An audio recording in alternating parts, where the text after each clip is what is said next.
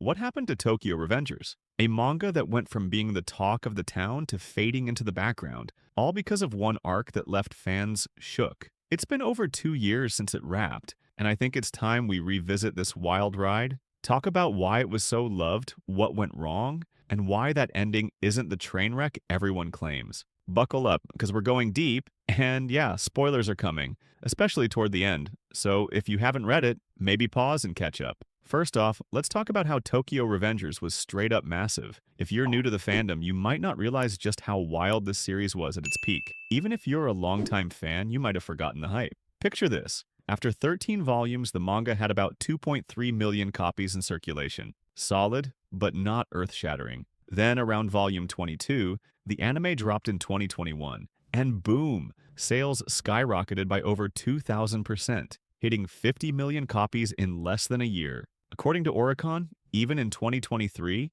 a year after the manga ended, it sold another 3 million copies. That puts Tokyo Revengers in the same league as legends like Berserk, Gintama, and Yu Yu Hakusho. The anime, Season 1 was a banger, one of the most watched shows of 2021. Seasons 2 and 3, well, we'll get there. Point is, this series was a cultural juggernaut. So why did everyone lose their minds over Tokyo Revengers? It's all about Takamichi, a 26-year-old dude who's kind of a mess, stuck in a dead-end job and reeling from a quarter-life crisis. Then he finds out his middle school girlfriend, Hinata, got murdered by a gangster crew called the Tokyo Manji Gang. Toman for short. Plot twist. Takamichi discovers he can time travel, jumping back 12 years to his middle school days. Teaming up with Hinata's brother, Naoto, he sets out to solve the mystery of her death and stop Toman from becoming Tokyo's deadliest gang. To do that, he's got to infiltrate Toman, figure out who's pulling the strings, and change the future. Along the way, he meets Mikey, Toman's chill but kinda dark leader,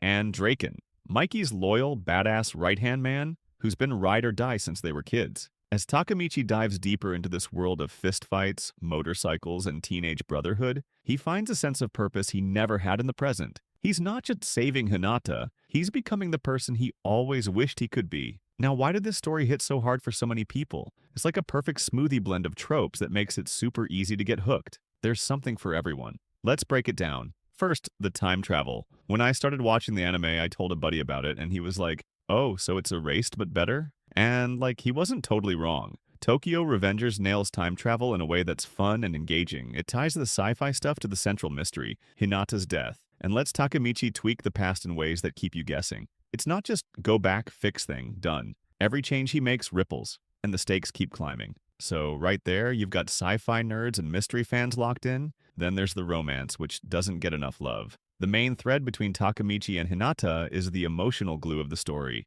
Without it, this would just be a bunch of dudes punching each other. Their relationship adds heart and tension, grounding all the gang drama. Now, some folks get weirded out saying, hold up, a 26-year-old is chasing a 14-year-old? And yeah, out of context, it sounds sketchy. But let's be real. Takamichi fell for Hinata when they were both kids in middle school. He's in love with the present-day Hinata, not the past one. His whole deal is fixing the past so he can have a future with her as adults. Compared to some other anime, cough Mushoku Tensei cough, this is tame.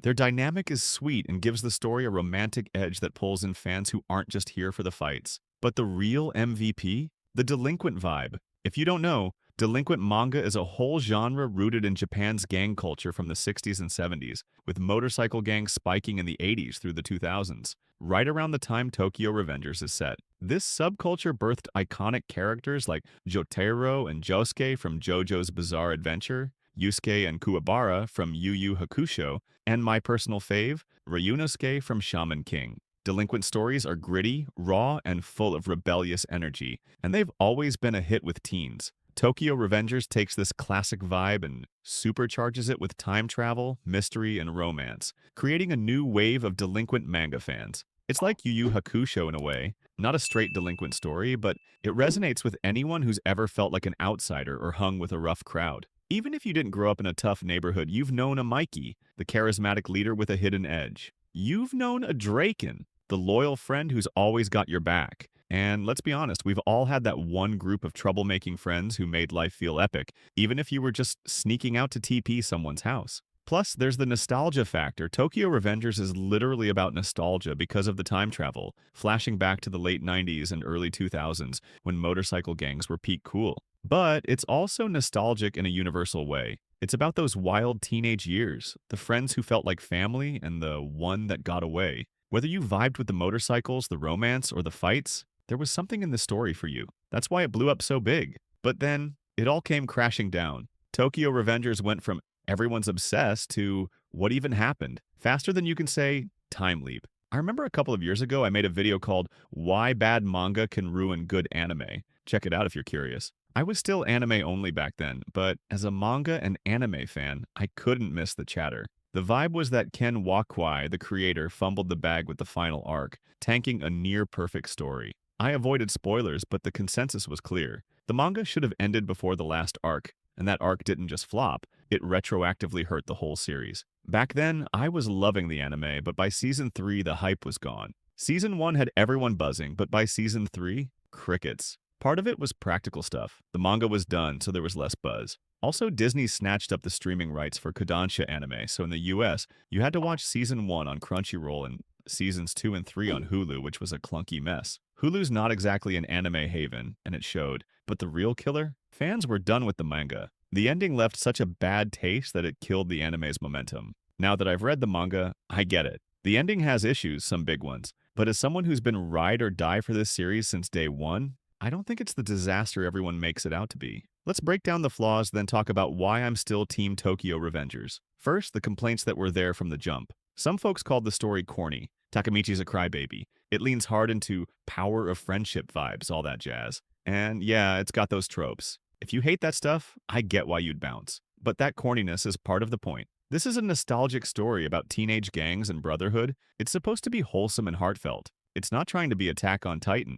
So calling it corny misses what makes it tick. That said, the corniness does feed into some ending problems I can't defend. Let's set the stage. The arc before the final one, the Tenjiku arc, is peak Tokyo Revengers. The big bad Kisaki teams up with Mikey's lost brother Izena to take down Toman. Kisaki screws over Mikey and Draken, leaving them out of commission, so Takemichi steps up as Toman's acting leader against Tokyo's toughest delinquents. On paper, Toman should have gotten smoked, but through grit, brotherhood, and sheer stubbornness, Takemichi's crew pulls through. Mikey faces his family drama. Takemichi beats Kisaki, and Hinata's saved. Mikey disbands Toman, everyone gets their dream future, and Takemichi proposes to Hinata. Roll credits, right? Nope. While everyone's living their best life, Takemichi finds out Mikey's leading a new gang, driven by this dark impulse that's been haunting him forever. So, Takemichi time leaps again, forms a new gang, and dives into another massive brawl.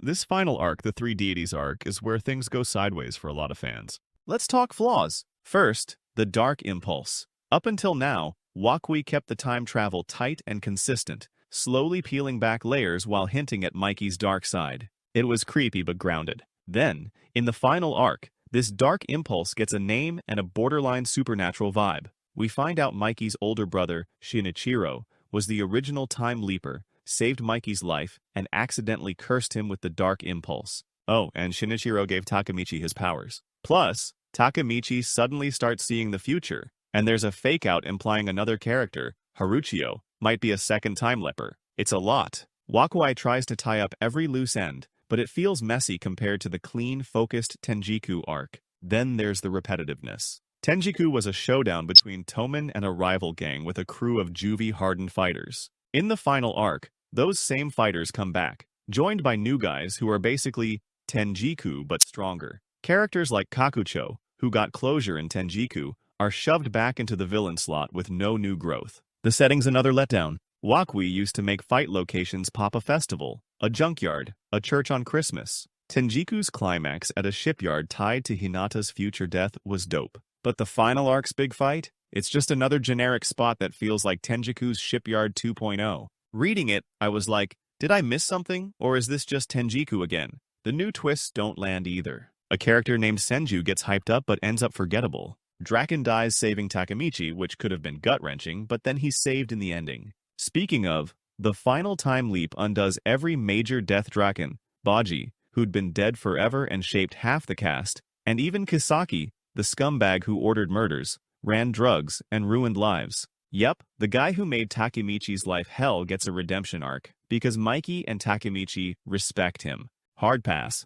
So, yeah, the ending's got problems. I'll straight up say Kisaki's redemption is garbage. He was the perfect villain, and giving him a half-baked happy ending feels like a cop-out. The repetitiveness isn't as bad, but it's still a letdown. Wakui recycled too much from Tenjiku instead of going out with a fresh bang. But here's where I push back. Does the ending ruin the whole story? Nah, not even close. Is it flawed? Yup. Did Wakui cram in some clunky resolutions that don't match the polish of the first 200 chapters? Totally. But saying it tanks the entire series is wild. I could nitpick for days, and plenty of videos do, but I don't think the ending's as bad as the hate suggests. For one, we needed another arc to wrap up Mikey's dark impulse. Was it handled perfectly? No, but I liked the irony that Mikey's curse came from his beloved brother. I dug how Wakui framed time leaping as a morally gray tool, good or bad, depending on who's wielding it. I also liked that Takemichi was carrying Shinichiro's will, making the final fight a bittersweet farewell for Mikey. Other highlights.